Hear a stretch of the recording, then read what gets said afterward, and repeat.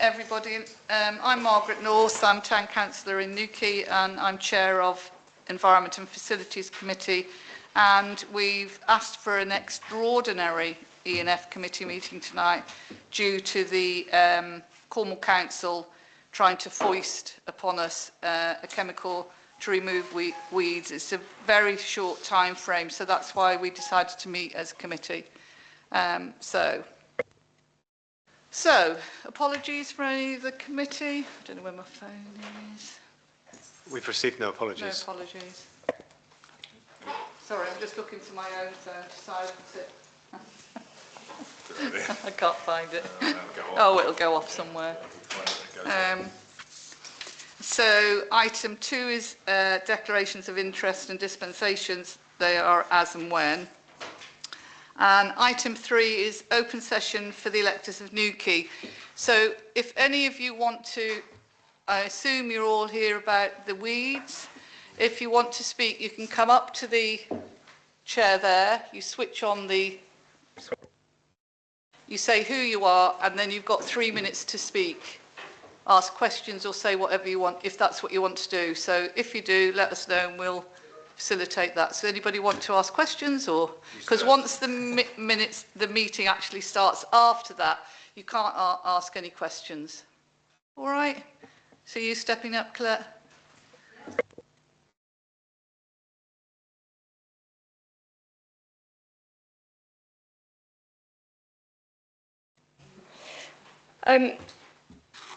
Okay. I very much hope that Newquay Town Council will take the opportunity to take a clear stand against the use of glyphosate today, and it would be good to have clarity from Newquay Town Council on its standpoint on the use of glyphosate on its own managed sites. So far, the only things that appear to be being weighed in the balance in this discussion is time and cost.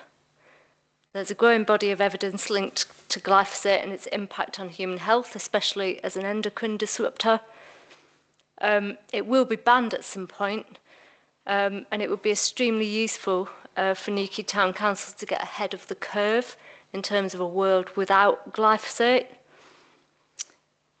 In addition, the deleterious impacts of glyphosate on nature are well documented, and a further consideration is glyphosate leaching into our water environment, which, as you know, around Newquay is heavily designated, and the large carbon footprint of glyphosate production. So my question is twofold. When will people's health and the state of nature come first as a consideration in this matter? The Health and Safety Executive is still reviewing the evidence, and a ban in the near future seems likely, leaving Newquay Town Council and Cornwall Council open to the risk of litigation. When will Newquay Town Council develop a more comprehensive green space strategy that examines these issues in the round and addresses important questions such as the time and effort that goes into mowing and spraying any wild flower that actually dares to flower in Newquay, and how Newquay Town Council can change approaches and attitudes in favour of those approaches that support biodiversity. That's it. Thank you. So, in answer to what Newquay Town Council are doing, we did take the stance 12 months ago, 18 months ago, 2 years ago. Time goes so quick, but it took us an awful long time to get this policy on the table, to get it agreed. And it wasn't agreed by all councillors, it was the majority, our biodiversity policy, and we stopped using any sort of chemicals at that time. Now, back in 2016, Cornwall Council themselves made a commitment not to use glyphosate, and now they're turning the table. But obviously we have no control over them, but we hope the discussion here tonight, and I'm assuming the councillors in the room who belong to the committee, there are some non-committee members here tonight and they will be able to speak. They don't have a vote, and I anticipate we will be voting that we send a direct message to Cornwall Council, pretty strong letter, stating what we and won't do. They've given us a really short window here about making choices. We've set our budget, they've set their budget, so They want to give us £250 a kilometre, which wouldn't even scrape the surface of what we would have to do in the way of training and everything else. So that's our stance tonight. Well, that's my stance as a committee chair, and I'm sure I'm supported by Steve, who's far more knowledgeable in all of this than I am. So that's the, you know, and it is, for Cornwall Council, it does seem to be about money. You know, they don't want to do it, and it almost is, if you say that you won't agree to that, we'll give you the £258 kilometre, but you take everything. So anything that goes wrong, it'll all be on Newquay Town Council, well, Newquay taxpayers, because ultimately that's who's paying. So I hope I've answered that, or if... Yeah, it just seemed from the estate officer's report that accompanies the agenda that that intimated that Newquay Town Council was still, and the officer did notify the continued use of glyphosate on its business. Okay, so I'll hand you over to Joe and the officers. Yes. Not Yeah. here. When I looked through it, I was surprised as well. That looked to me like a lot of the reports that we had during the debate about glyphosate. I know some of the staff comments were from staff that are no longer here. But as far as Newquay Town Council goes, we put through the biodiversity policy, biodiversity and nature protection. But the relevant section as far as what the Town Council does, Part 10, Newquay Town Council as a land manager will, subject to any live contracts, which there aren't anymore, avoid participation in the use of artificial herbicides, pesticides and fungicides, and we will not use synthetic pesticides or non-organic methods with its estate management. So we basically, that policy says we don't use it. It also says that we would encourage Cornwall Council to do the same, effectively engage, support and seek to influence Cornwall Council on nature and regeneration. So hopefully the letter we send tonight will encourage them not to do it anymore. But as far as Town Council is concerned, we don't use glyphosate anymore.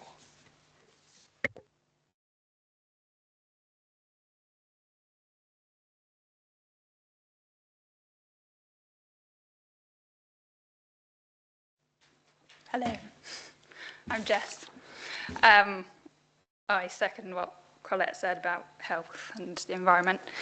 I'm sure we're all aware of all the stats. I could go on and on. I listened to 8 hours of glyphosate podcasts today while I was working. I'm a gardener as well, and I don't use chemicals. But I think as the other side to this is how we got here, which was very confusing as a non-councillor.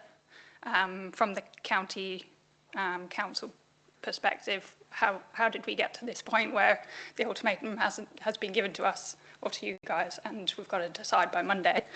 And along with that, why or what's the information on the people complaining about the weeds? Do we have that information in the public realm?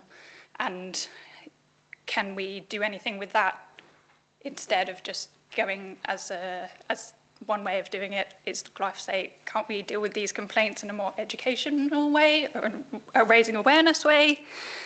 I think there's a lot of opportunity there if we actually knew a bit more information about people complaining about the weeds.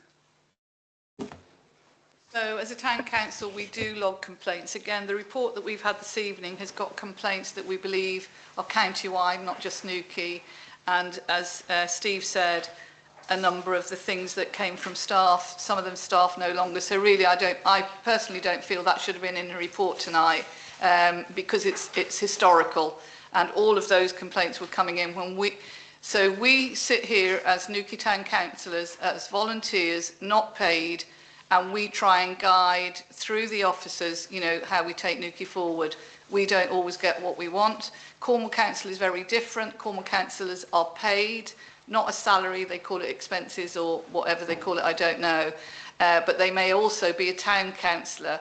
So the people sitting around that table that made a decision a month ago that let's go be the cabinet, so Lib Dems and some independents, let's go for glyphosate again. Some of them sit like us on parish councils and town councils. So, you know, going against probably what they've been sitting and saying in their own town councils.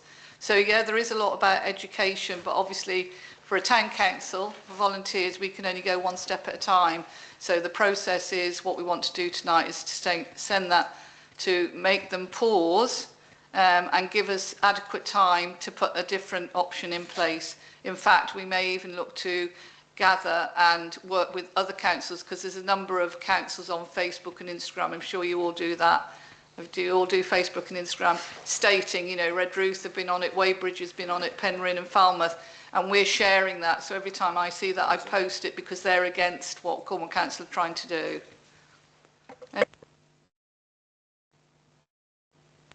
Thanks, Jess.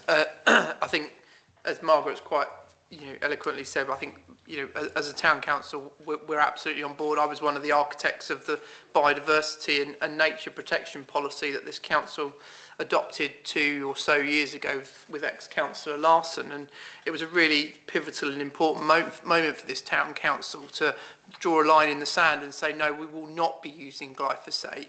In fact, we won't be using fungicides, herbicides or pesticides in any of our estate management. And of course at that time, and Councillor North alludes to Cornwall Council motion 861, if anyone's interested, which is bees, pollinators and human health motion from November 2016, proposed by the late Councillor Hannaford and seconded by Councillor John Fitter. Interesting to note that Councillor Hannaford was a Lib Dem, I understand. And that policy basically stopped Cornwall Council from using glyphosate 10 years ago. What they did quite cleverly at that point, presumably to continue to manage the weeds, but without themselves using glyphosate, was to subcontract the management of the highway weeds, or roadside pioneers, as I often call them. That really winds people up, I just like to say it. Subcontract that out to town and parish councils, but for a fee. So essentially they were paying. At the time, this council was run by the Conservatives, and they chose to take on that contract from Cornwall Council, whereby they would, or we would, spray the highway network with glyphosate to manage those roadside pioneers for a fee. Over the years, they've reduced that fee until it was essentially, it wasn't paying for itself. And when we came in 2021, we were shocked to hear. In fact, it was one of the main reasons I became a councillor at the time, was because I wrote into this town council and on a consultation that they put out asking about what we should do about glyphosate. And I wrote some very strongly worded emails to Joe Pawicki at the time, and got some rather polite responses back, but ultimately telling me to kind of, go away. You're kind of one of the few that, I'm certainly not suggesting that Joe was rude, but the council certainly was of the opinion that mine was in the minority. Clearly, I think, we rarely see the public gallery as full as it is tonight, so clearly not. But ultimately, we decided that we needed to stop using glyphosate. It took us a couple of years. We enacted this biodiversity policy, and this is where we are today. Unfortunately, and we actually wrote back to Cornwall Council and said, we aren't going to be spraying the roads with glyphosate anymore.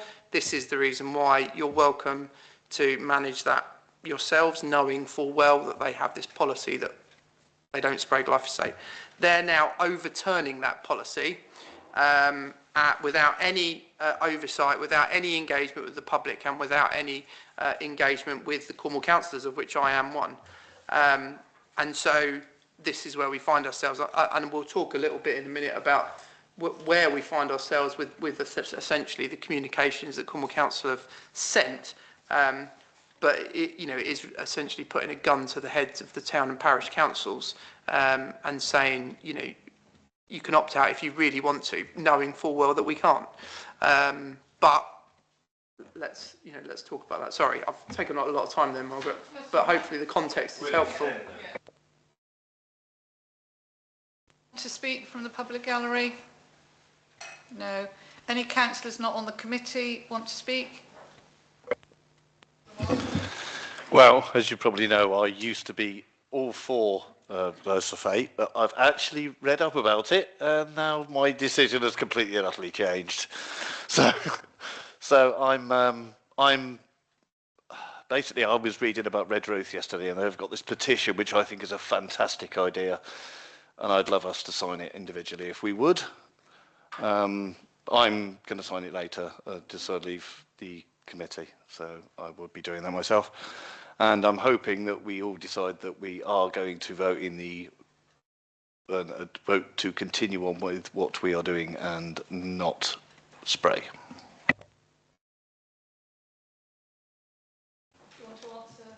Well, I was just going to add to what you were saying with the petitions. I think that's a valid point. When the Cornwall Council say they've got 2,000 complaints, I think those petitions have already probably doubled that already. And so that's 2,000 complaints in 4 years, and you've got 5,000 or 6,000 names in a couple of days. And a population of 500,000. Exactly. If anybody would like the link, I do actually have the link to the petition. One of the other things that hasn't been mentioned, but I'm sure it will be, is not only the impact of the members of staff who will have to carry out this policy, but what it does to them and their families. You know, if you've got a member of your family who's going out, and oddly enough, in Newquay, we seem to have a lot of wind. And, you know, the idea of only spraying on a windless day, to me, is a total nonsense, because we know, you know, I'd love to know how many windless days we've had in the last 6 months. And so I think there are issues about that, as well as all the all the environmental issues that you'll talk about, we'll talk about, and that we are concerned about. But, you know, I think we have a duty of care to staff members who are, you know, what's going to happen if they have a conscientious objection to doing this? Are they going to get sacked? You know, I think there are issues around that it would be useful to consider as well. Thank you.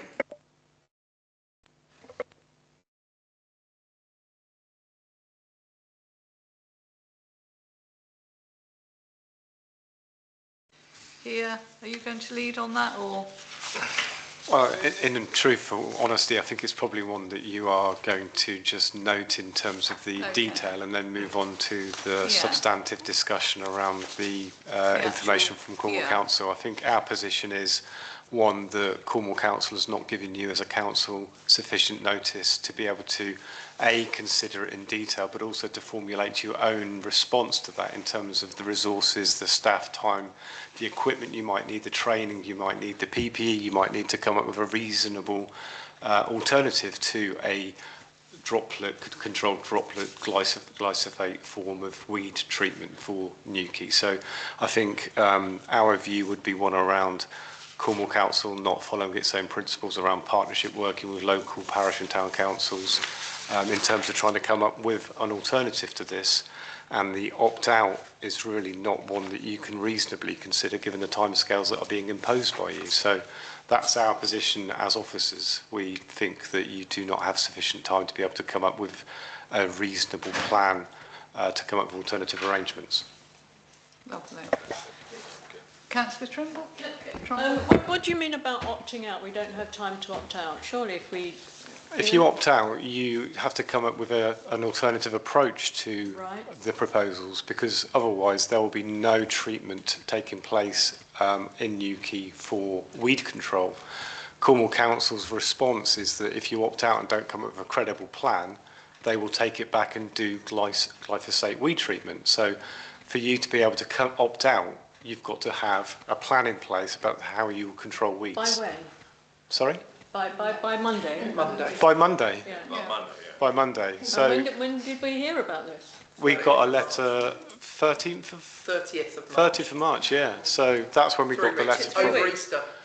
And they are quite prescriptive to any local council in terms of what you can do in terms of weed control. It is various methods which are not glyphosate, but to be able to do that, you need to have the resources in place to be able to manage that in terms of the labour. And clearly coming to you on the 30th of March and saying, these are your alternatives, when you've set your budget earlier in the year, you know, because we have to get the precept, you work on your budget in September through to November, you submit that to Cornwall Council, usually by no later than the end of January. So you've set your budget for 2026 into 2027. And to come up with a credible plan that will work for Newquay in terms of weed control, you haven't got the time to do that. So you are literally being held to ransom on this position. Councillor Taylor and then Councillor Slade. Yeah. It sounds to me as though our officers have possibly got a draft statement that we can work on. Listening to Steve now, that there may be, you know, by the end of this evening, we will have a document that we can send to Cornwall Council stating a lot of those things that you said and incorporating the passion and the concern that people are expressing here and, you know, really holding them to account in a way that it feels as though we are being ridden. Yes, yes. And so if we can get some of that stuff down. Come in there. So we pre-meet with the officers before our meeting tonight. Right. And we've already discussed that. And we've got all Steve's words. To confirm, I haven't got a statement prepared, but I'm shooting a bit from the hip. But essentially, they want the world from you in terms of if you do opt out. They want to have a marked up plan showing the streets that we've managed. They want you to have the proposed methods in place. They want you to have the expected frequencies detailed, at least a minimum of 2. They want to know how you're going to deal with the weed complaints that will be generated and how promptly you'll address those. The evidence of trained staff and contractors, appropriate insurance, and details of safe working practices. And they also want you to make sure that your staff are signed up and trained to Chapter 8 and the new Roads and Streetworks Act, all within a timescale when you're notified on the 30th of March. So going back on that, we will be in our letter telling them that no way can anybody turn that round in 10 working days, which is what it is. And they wouldn't turn something round at Cornwall Council that quickly. And we need a real lead-in of probably 12 months to be able to put our house in order, what we're going to do going forward without their help. But what they're almost saying is if we don't opt out, they will still continue, and it may be that that's what they have to do for this year while we're working up our plan, because they've been doing whatever they've been doing so far. We've just been looking after our areas with no glyphosate. But that's what we will have to do. But we will sit together, maybe not all of us here in this room, to put a letter forward, and I'm sure Steve can use, you know, really lovely words for us. I'm going to let Councillor Slade in because he did have his hand up. Yeah, I'd just like to reinforce what you said about the budgets, because the Cornwall councillors that sit in that cabinet that made that decision know that the town and parish councillors, their budget process and what time it is. They know that we've set our budget for the next year, and so that, you know, there's no way that we can find any extra money to do this anyway. So it's like they've done this to us, giving us an option to opt out when they know we haven't budgeted for it. I mean, that's even more of the gun to the head thing, and we need to express our discontent with that, I think. Yeah, we will. So is it quick, Councillor? It's just a quick question, actually. Yeah. We've been doing this for the last 2 years. Have we actually got a plan in place ourselves? But we've got a plan. We've been using our plan for the last 2 years without glyphosate, but only for our areas that we have to cover, not what Cornwall Council cover. So we haven't got a plan for what Cornwall Council, because that's their responsibility and their budget. We haven't got their budget. We've got our own, and we've been working to that. Thank you, Chair. Are we on items? We've moved on to item 5 essentially, haven't we? What I wanted to do was to... Did you want to do that and then... Yeah, do that and then I'll come in. So, item 4, the estate manager's report actually says Manga's report, not managers, or mangers, you know, it's not Christmas yet.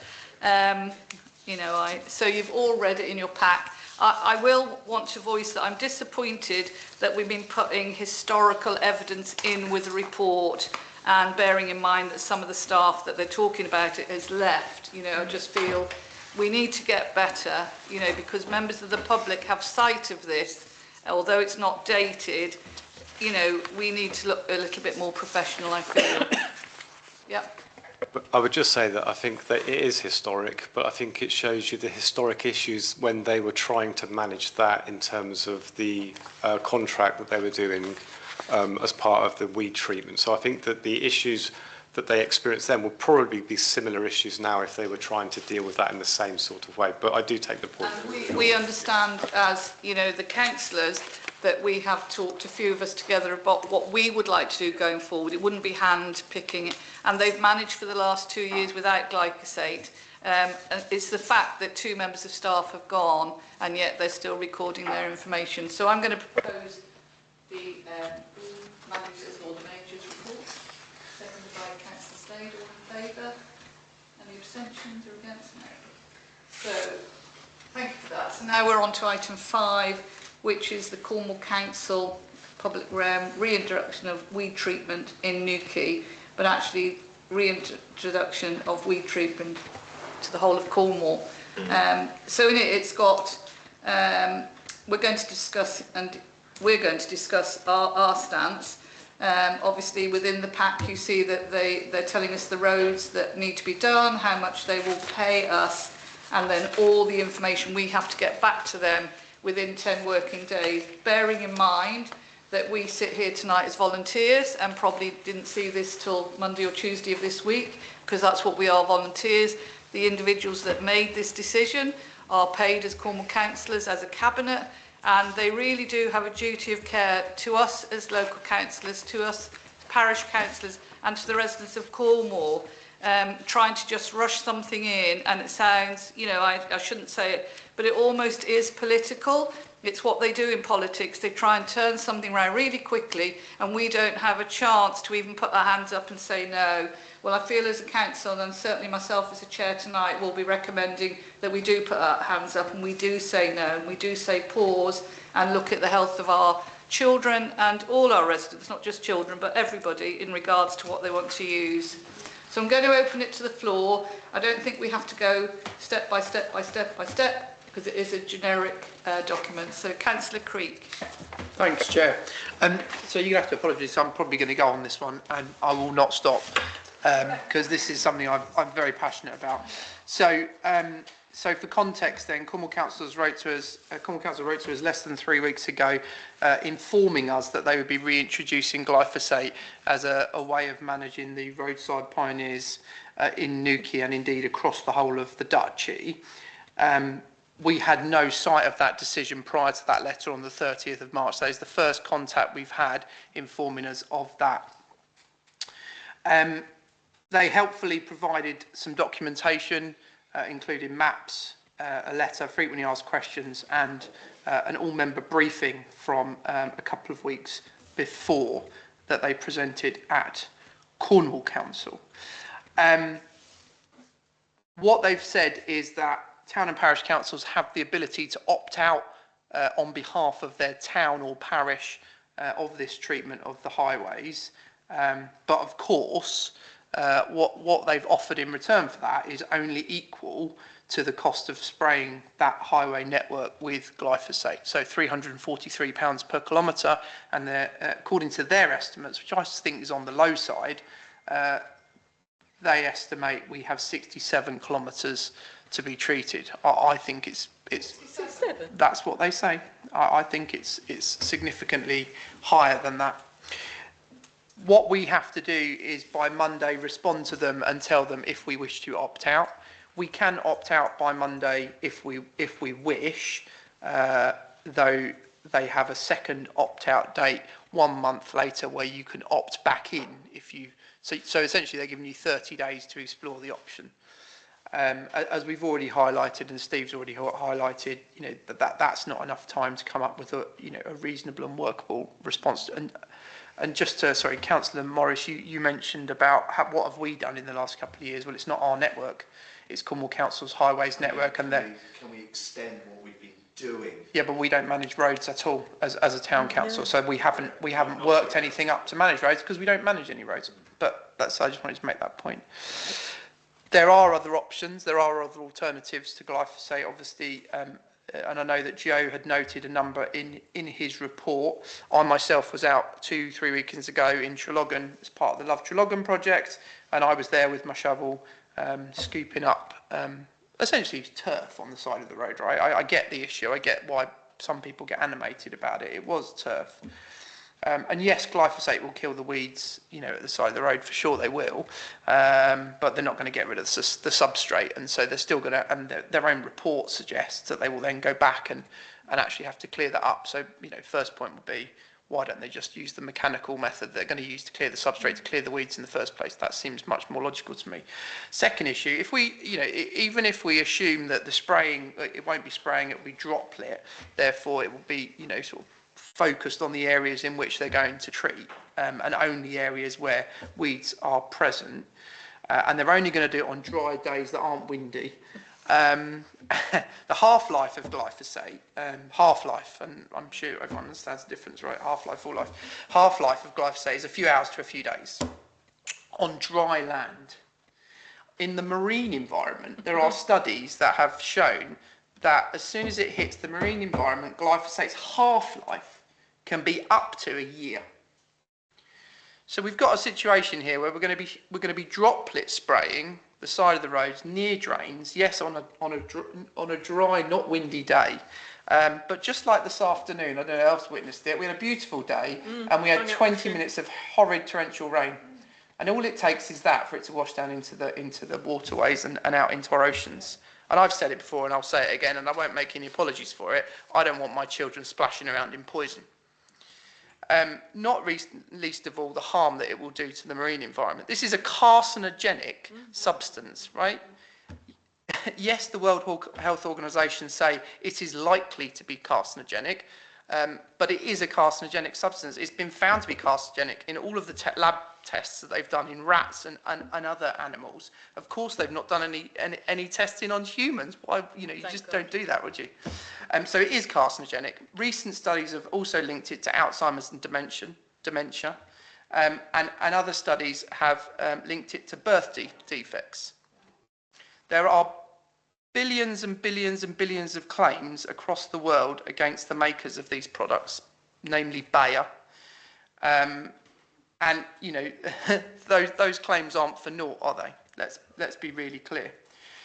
Let's just very quickly on Cornwall Council's position. As I said earlier, Cornwall Council Motion 861 from November 2016, bees, pollinators and human health. This flies in the face of that motion, which clearly states that Cornwall Council will not use harmful glyphosates.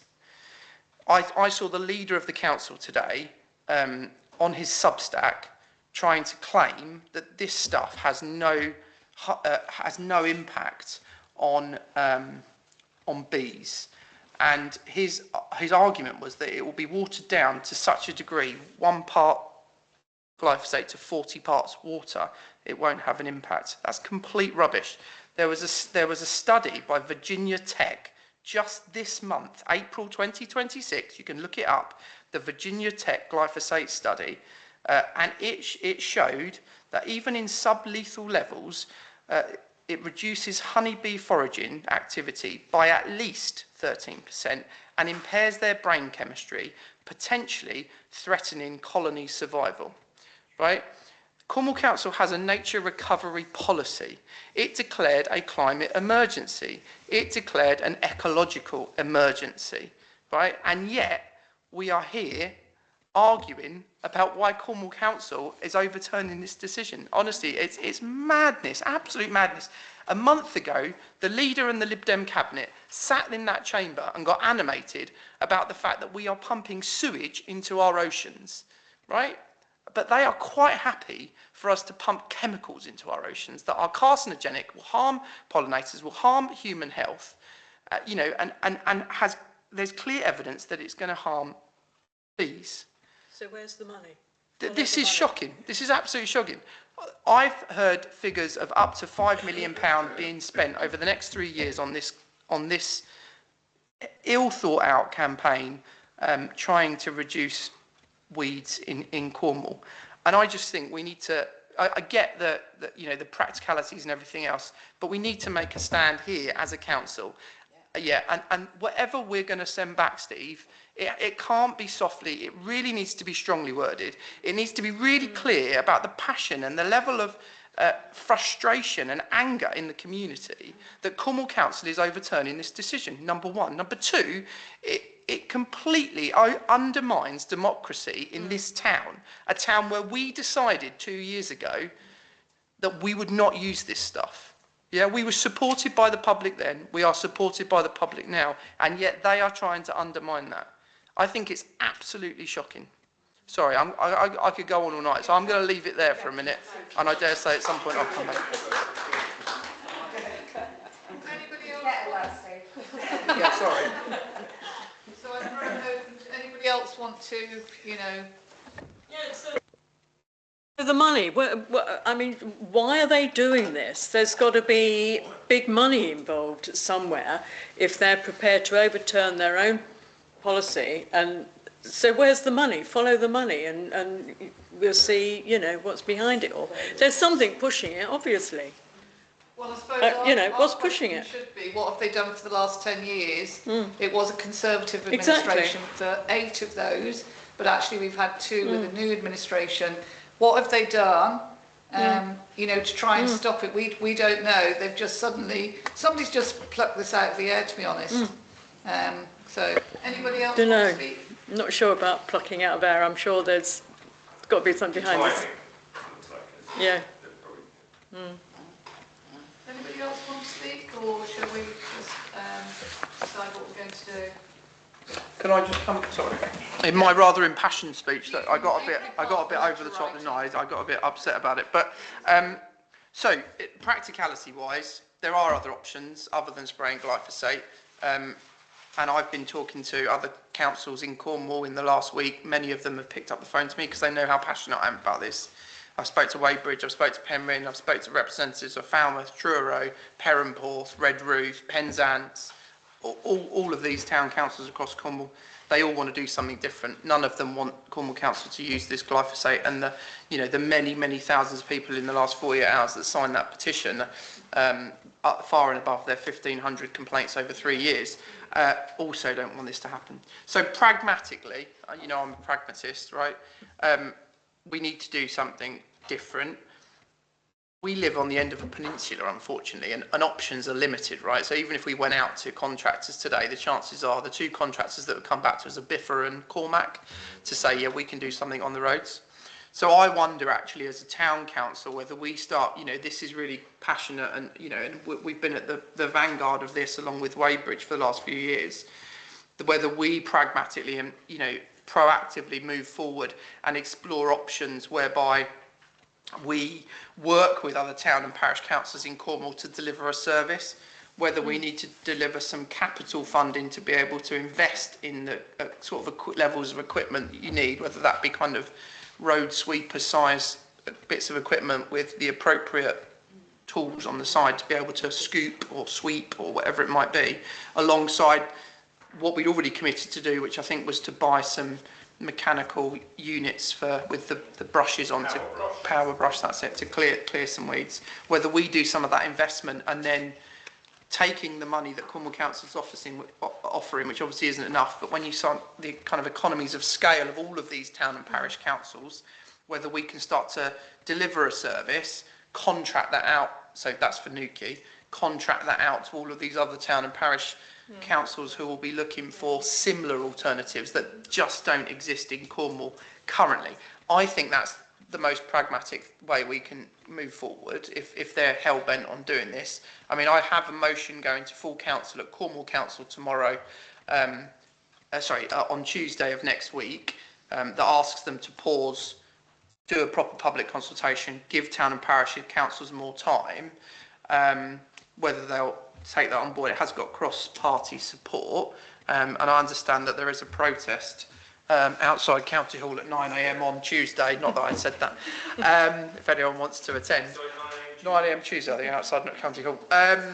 And so maybe they'll change their minds. But if they don't, and even if they pause, it's still going to require a solution. And I wonder whether we task officers, along with the writing of the letter to Cornwall Council, to begin costing up what that exercise might look like in equipment, manpower, ongoing kind of Job creation.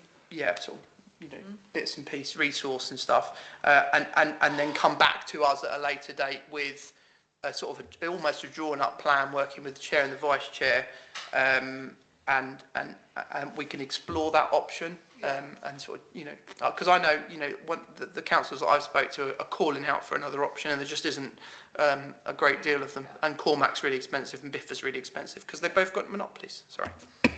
And can I just ask about those machines I'll 2 shut up years now. ago, but I don't know what. No, it's just. Would you suggest that we write to those councils and say that we are exploring that now, kind of thing? We could well do. We could. Sorry. Yeah, with chair's permission. Anyway, what I would recommend is the letter that we write to all council, we copy in all the town councils who you've spoken to who are on favourable petitions, so they know we're in the same position. But actually, collectively, isn't it? Stand together as an idea. And others, Margaret, who who haven't made a noise. Yeah, exactly. Yeah.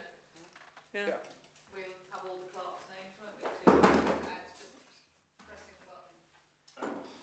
So, Councillor Slade? I think we did budget in to the ENF budget for a powered brush, so we can go with that straight away. Sure, it's signed off. So, yeah. Yeah. Okay, so I know that we should be formulating a letter with Steve, with Drew, to send. So I'm not going to keep everybody here to do that because it'll probably take us quite a lot of time to sort of work it up. But it will obviously be within the minutes of this meeting this evening, and you will have sight of it. So thank you for coming. Thank you for showing your support. And I'm sure there's lots of people online showing their support as well. But, we feel, they've crossed a line and we do have to make a stand. And sometimes it's quite difficult making a stand. But we did it 2 years ago and we got it through. But obviously they're not acknowledging that, and they're not acknowledging their own policies either. So, but thank you. So can I close the meeting and then we do the letter? Or do I have to? Probably need a recommendation. Oh, the recommendation to pass, is, yeah.